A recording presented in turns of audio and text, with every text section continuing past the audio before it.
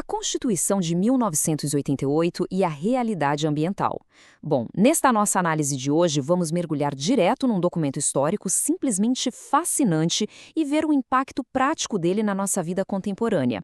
O arco central aqui é bem dramático, é aquele choque absurdo entre as proteções ambientais visionárias, quase utópicas, que foram cravadas na Constituição do Brasil lá em 1988 e as realidades ecológicas severas que a gente está vivendo exatamente agora.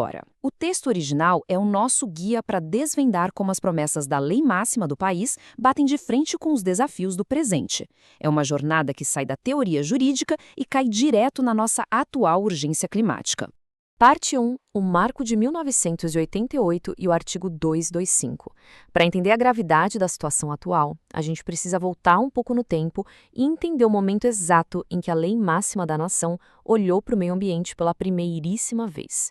Olha só a essência desse compromisso legal, é muito interessante. O texto da Constituição exige algo super claro: preservar o meio ambiente para as futuras gerações. Isso mostra uma visão incrivelmente voltada para o futuro. Sabe, não é só sobre apagar os incêndios de hoje ou garantir a água de amanhã de manhã. É um compromisso gigante de garantir que as gerações que ainda nem nasceram encontrem um mundo seguro, viável e ecologicamente equilibrado. Basicamente, a lei exige que a nossa sociedade de hoje seja totalmente responsável por quem vai chegar amanhã. E na prática, a conexão desse ideal é inseparável. O material de origem não trata a natureza como se fosse uma coisa e a experiência humana como outra, isolada. De um lado da equação a gente tem a proteção ambiental e do outro, como um reflexo imediato, temos a saúde, o bem-estar e a vida. O texto amarra explicitamente o ato de proteger o meio ambiente, a qualidade de vida de absolutamente todos os cidadãos. Ou seja, quando a floresta, os rios e o ar são protegidos, o que realmente está sendo salvo é a nossa saúde pública, o nosso bem-estar no dia a dia e, no fim das contas, a própria vida. Seção 2. A realidade dos desastres. É aqui que a nossa história dá uma guinada brusca, saindo daquelas promessas lindas da Constituição de 88 e caindo na dura e urgente realidade dos dias de hoje. A fonte lista os extremos climáticos recentes e, convenhamos, com uma clareza bem alarmante. Enchentes, furacões, incêndios. E a gente sabe que esses não são só números frios num pedaço de papel. São perdas reais, vidas impactadas de verdade e comunidades inteiras destruídas que exigem uma mudança eficaz para ontem. Sem uma ação estrutural, o texto alerta que vai ser impossível evitar novas catástrofes gigantes como essas.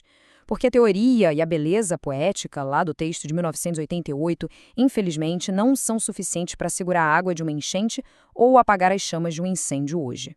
Mas afinal, qual é a origem de toda essa escalada de desastres? A resposta se resume a um conceito fundamental: as ações antrópicas. Em bom português, isso quer dizer intervenção humana.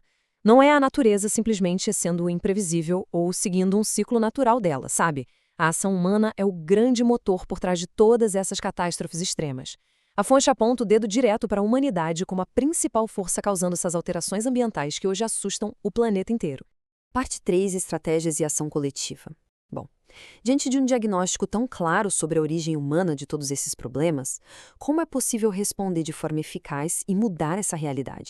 O chamado para a ação que o material traz é super claro e amarrado. Tudo começa com a necessidade imperativa de criarmos estratégias focadas exclusivamente em reduzir os impactos ambientais. E qual é o resultado prático de se organizar assim? Um benefício duplo que protege não só a natureza, mas a nossa sociedade inteira. Só que aí é que está o ponto crucial desta análise. Essa transformação exige uma abordagem 100% coletiva. Esforços isolados, por mais bem intencionados que sejam, não dão conta do recado quando o assunto é desastre global. A união de toda a sociedade é, sem exagero, absolutamente indispensável para proteger a vida.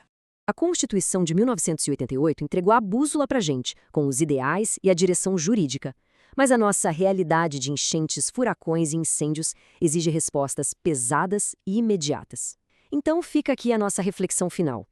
Como a nossa sociedade pode fazer essa transição, saindo daqueles ideais brilhantes do passado para as estratégias práticas e coletivas que a gente precisa tão desesperadamente hoje? Como transformar antigas promessas de um pedaço de papel em verdadeiras táticas de sobrevivência para o mundo real?